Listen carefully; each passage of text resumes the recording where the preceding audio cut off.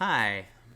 I felt called to make a video on a topic that, in some ways, I'm totally not qualified to talk about, but I sure can talk about it from my point of view, and that's relationships. Romantic, real relationships. I'm in one right now with an incredible woman, Christy, who's um, incredibly aware, brilliant, beautiful, inspiring, and there are so many different reasons that people go into relationships. Some people go into the relationship because I need someone to be happy. You get into a relationship because your belief system is, um, I don't want to be alone. I hate going through the holidays alone. I don't want to be alone.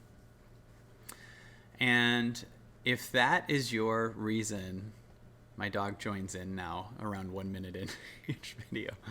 If that's your reason for getting into a relationship, the odds are not bad that you will find someone who is in the same boat. They also don't want to be alone. They have this fear and have a belief that alone is a thing that depends on if someone is in your life or not. To me, that doesn't define aloneness. I've had it where I've been in groups of people and felt alone. I've been with one person sometimes and felt alone. I've had it where I'm completely alone and felt connected. So for me, the factor isn't that, but I definitely can think of times in my past when that was my truth, or I believed was my truth. And so if you believe you need to be in a relationship, you're probably going to only want to be with someone else who also needs to be in a relationship. Because if you are needing it and you find someone who could take or leave you because they're connected to themselves, that might not feel enough. You might feel abandoned by them very easily. They might just do their own thing independently, and you might think, that person abandoned me, or I'm doing all the work and they're not, or whatever. So often we find someone who feels so good at first because they fill the roles that your ego thinks that it wants. And it's the things that you think you want based on what you wanted in your past. I really want someone who, the highest feeling of falling in love you can feel sometimes, not always, but sometimes, is based on that person fills what you felt was love based on your childhood. This is why often we end up dating someone that has similarities to our opposite sex parent, or is the opposite of our opposite sex parent. We're rebelling against them by dating someone who's completely not like that person, which really means that we're scared of someone that's like that. So we end up actually still thinking about that all the time, and ironically being that and finding people that are like that. So there's this first stage of I really need to be with a person. Then there's this other place where you go, I don't need to be with anyone. And some people really can grow if they've been living in that first stage and they go through a breakup and they're finally single.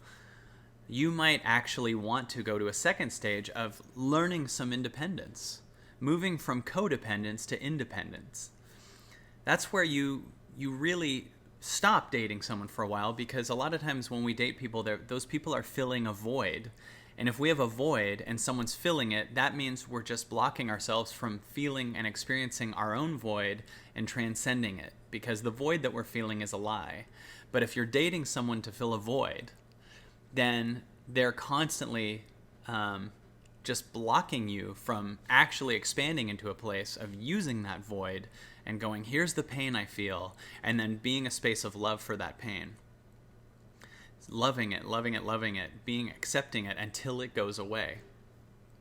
Then, when that void goes away, you would end up dating a totally different type of person. In fact, you'd see through all of the codependent people immediately and be like, I could never date someone who needs me this much, when ironically we were that person at one point, some of us. So there's this second stage where you go from codependence to independence. And I've been in both of those heavily. When I was younger, I would date and break up and then immediately date someone else who had the same like feeling at the beginning that the first person had. And it was amazing at the beginning, but it wasn't a depth connection, it was an egoic connection.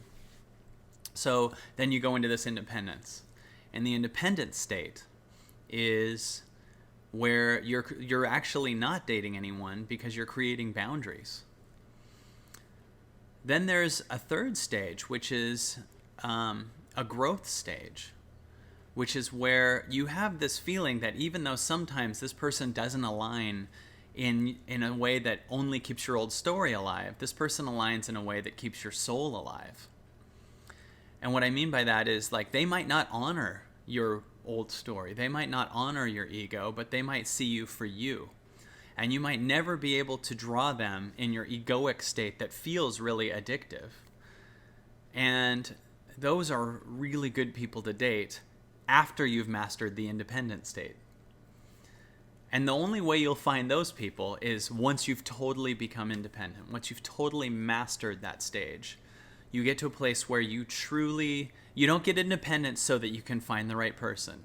You just get independent and you go, I don't need anyone anymore. And it's finally when you really, in all of your body, not something your mind can create, when you finally don't need anyone anymore. Then you might end up meeting someone who also totally doesn't need you, but likes you. Doesn't need you, but likes you. So the first one is I need someone. Then the third one is I like someone but don't need them. And a lot of times people in the first stage hear that and try to go right to the third stage, which is really still you being in the first stage, appearing different. So this third stage is this place where you don't need someone, but you can see that your life would expand more and go farther, not in an addictive way, not you need this person, but this person can see you beyond your independence.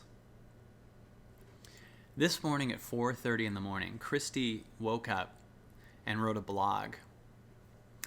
And the blog was brilliant. It was about multiple personality disorders, and it was on how if we can become all these different personalities, then we still, even without the disorder, are still different personalities. And the only way we can change is when we go beyond our mind, because when we're trying to change from our mind, it's still our mind that's one personality trying to make the change. So when you go into beyond your mind and you surrender and you go through actual surrender and change beyond the story of what your mind knows, you end up actually transcending and changing. Now, Christy woke up at 4:30 this morning and went and wrote it. And then she posted it about an hour and a half ago. And it's amazing.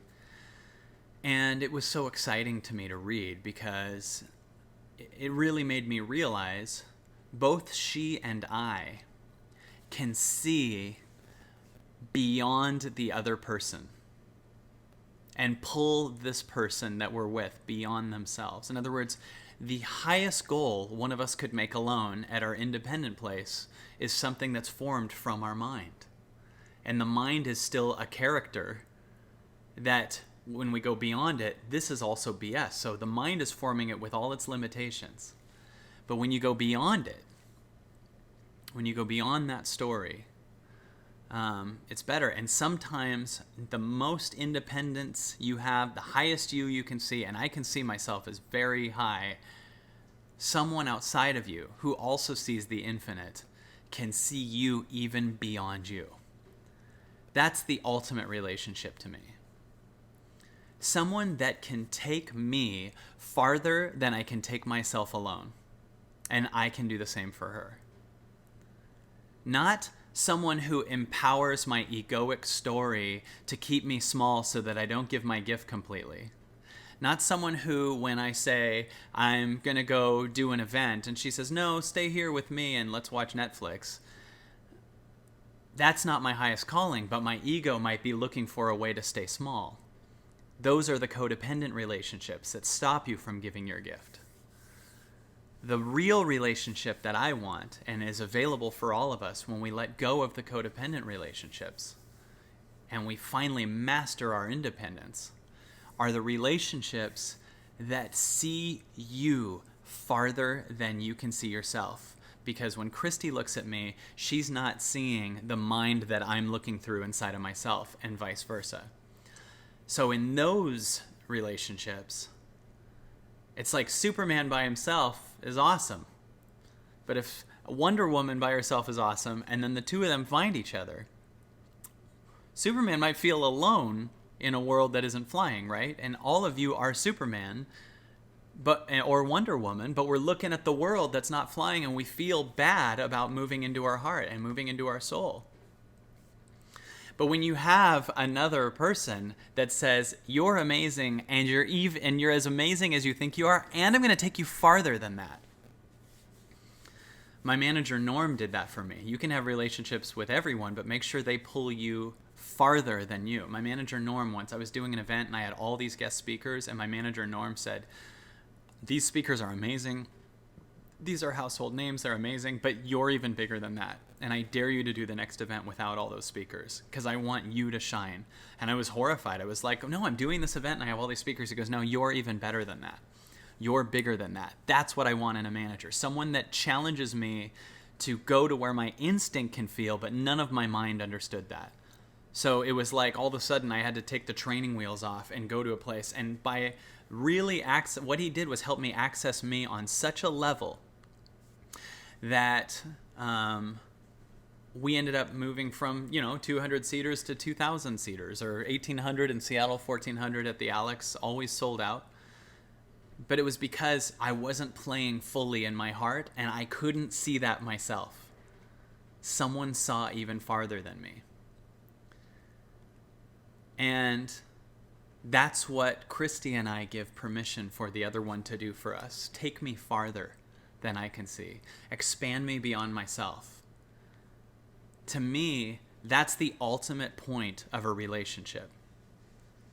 Everything else to me can serve a purpose and it's great, but for me in my life, a relationship in another way is just an addiction, and it's just an excuse to not meet what you really are.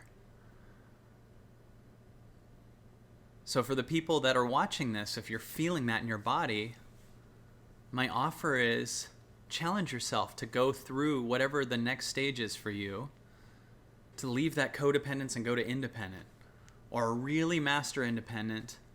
And then if you see someone that might expand you beyond your independence, take you farther than your independence, but they totally don't meet your egoic story, your addictive story. They might not do the thing in the same way your mom did, and they might not feel the same, and you might not be able to watch the same movies or the same music with them that you did in your old relationships, but they might take you to your soul.